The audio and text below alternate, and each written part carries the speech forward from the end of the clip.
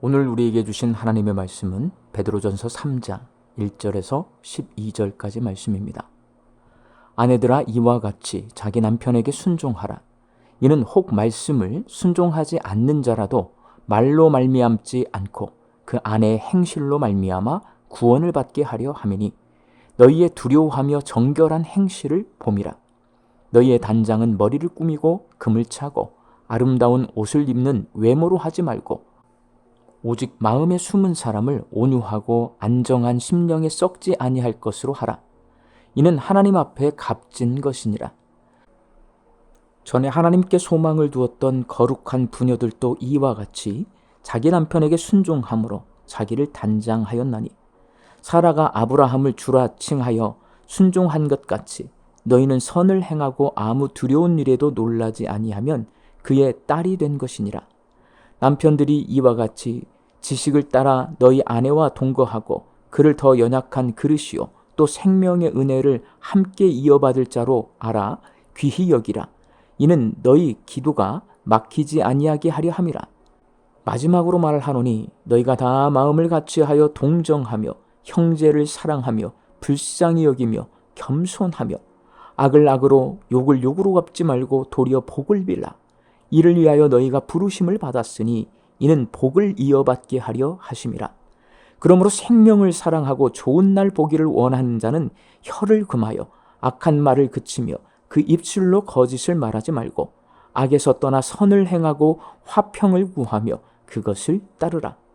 주의 눈은 의인을 향하시고 그의 귀는 의인의 간구에 기울이시되 주의 얼굴은 악행하는 자들을 대하시느니라 하였느니라. 아멘. 사람이 결혼을 하면 삶이 크게 변합니다.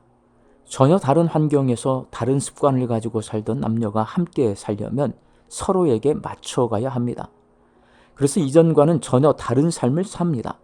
그렇게 맞춰가다가 아이가 태어나면 또다시 삶이 크게 변합니다. 모든 것이 아이에게 맞춰집니다. 잠자는 것, 밥 먹는 것, 나들이 가는 것이 이전과는 완전히 달라집니다.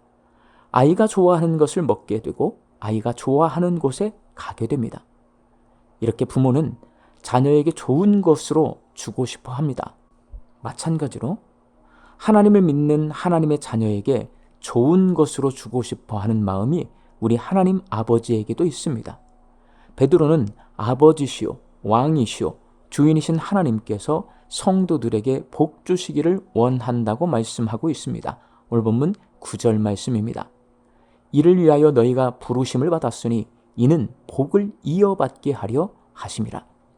여기서 말하는 복은 아버지가 자녀에게, 왕이 백성에게, 주인이 종에게 필요한 것을 좋은 것으로 풍족하게 공급해주는 복을 말합니다. 오늘 본문 말씀은 하나님의 종인 성도가 어떻게 하면 하나님께서 주시는 복을 받을 수 있는지에 대해 말씀해주고 있는데 어떻게 하면 성도가 하나님이 주시는 복을 받을 수 있을까요? 세상 풍속을 쫓지 않는 구별된 삶을 살아야 하나님의 복을 받을 수 있습니다. 베드로는 초대교회 성도들에게 아내와 남편의 자세와 교회 공동체에서 신앙생활하는 성도의 자세에 대해서 말하고 있는데 예수를 믿지 않는 사람들의 자세와는 구별된 하나님이 원하시는 자세로 살아갈 것을 말씀하고 있습니다. 먼저 베드로는 예수 믿는 아내의 구별된 삶이 순종이라고 말합니다. 본문 1절 말씀입니다. 아내들아 이와 같이 자기 남편에게 순종하라. 이는 혹 말씀을 순종하지 않는 자라도 말로 말미암지 않고 그 아내의 행실로 말미암아 구원을 받게 하려 함이니. 예수 믿지 않는 남편이 구원받을 수 있도록 예수 믿는 아내가 순종해야 하는데 그것은 남편 말대로 다 해주라는 순종이 아닙니다. 베드로가 말하는 순종은 아내의 책임과 의무를 다하라는 남편의 요구에 순종하라는 말입니다. 본문 2절 말씀입니다. 그들이 여러분의 경건하고 순결한 행실을 보고 세상의 모든 남편은 자신의 아내가 경건하고 순결하기를 원하는데 그렇게 살라는 겁니다. 초대교회 당시 온 세상에 헬라 문화가 유행했는데 성적 타락이 만연했던 시기입니다. 그러한 세상 풍속과 구별되어 하나님이 원하는 경건하고 순결한 삶을 살면 그 행실을 보고 감동받은 남편이 아내가 믿는 복음을 믿고 구원받는 것이 주인이신 하나님의 뜻입니다. 그 뜻에 순종할 때에 하나님의 복을 받을 수 있습니다. 그리고 베드로는 예수 믿는 남편의 구별된 삶이 귀히 여기는 것이라고 말합니다. 본문 7절 말씀입니다.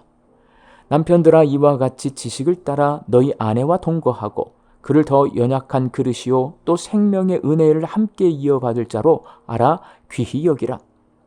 초대교회 당시 문화는 남성 중심의 문화였습니다. 아내는 집에 있고 남편은 밖에서 활동하던 시기였기에 세상 풍속과 구별되어 아내를 귀히 여기는 것은 아내와 동거하는 겁니다. 아내를 집에 버려두지 말고 아내와 함께 대화하고 아내와 함께 생활하는 것이 바로 주인이신 하나님의 뜻이고 그 뜻에 순종할 때 하나님의 복을 받을 수 있습니다. 베드로는 초대교회 성도들의 구별된 삶이 화평을 구하는 것이라고 말합니다. 본문 11절 말씀입니다. 악에서 떠나 선을 행하고 화평을 구하며 그것을 따르라. 화평을 구하는 방법은 원수까지라도 사랑하는 겁니다. 눈에는 눈, 이에는 이로 보복하는 세상 풍속과 달리 악을 악으로 욕을 욕으로 갚지 말고 도리어 복을 빌어주고 내가 싫어하고 미워하는 사람을 험담하는 악한 말을 하지 말고 모함하는 거짓을 말하지 않는 것이 주인이신 하나님의 뜻이고 그 뜻에 순종할 때 하나님의 복을 받을 수 있습니다. 하나님을 주인으로 섬기는 하나님의 종들은 세상 풍속을 쫓지 않고 주인이신 하나님의 뜻에 순종해서 구별된 삶을 살아야 하나님의 복을 받을 수 있습니다.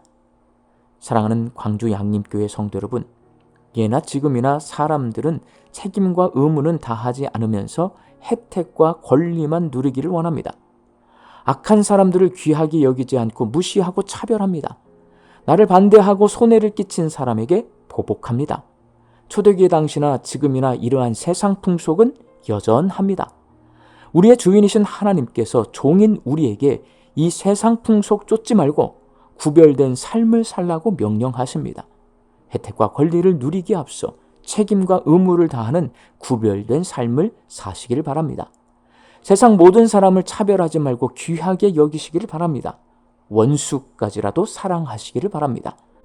우리 광주 양림교회 성도들이 주인이신 하나님의 명령에 순종해서 세상 풍속과 구별된 삶을 살고 하나님의 복을 받는 착하고 충성된 종들이 되시기를 예수님의 이름으로 축원합니다.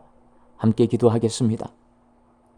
하나님, 세상 속에서 거룩하게 구별된 하나님의 종으로 살게 하여 주시옵소서. 혜택과 권리를 누리기에 앞서 책임과 의무를 다하게 하여 주옵소서. 세상 모든 사람을 차별하지 않고 원수까지라도 사랑하며 살게 하여 주시옵소서. 그래서 나의 행실을 보고 세상 사람들이 하나님 앞에 영광을 올려드리게 하는 착하고 충성된 종이 되게 하여 주옵소서. 말씀 듣고 세상을 향해 나아갑니다. 이 하루도 부지런히 열심히 일하며 살아가는 우리 광주 양림교회 성도들에게 일용할 양식을 풍성히 내려주시옵소서. 흩어져 살고 있는 우리 자녀와 가족들에게 믿음을 주시옵소서. 이 하루도 주님과 동행하며 살게 하여 주옵소서.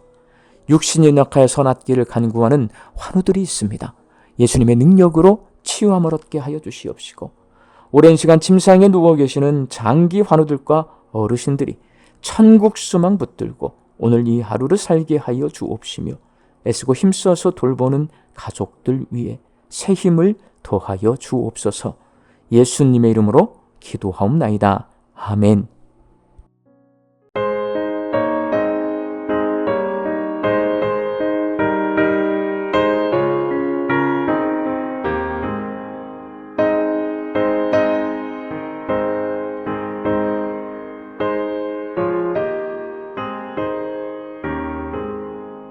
주여 복을 주시기를 마른 땅에 비 내려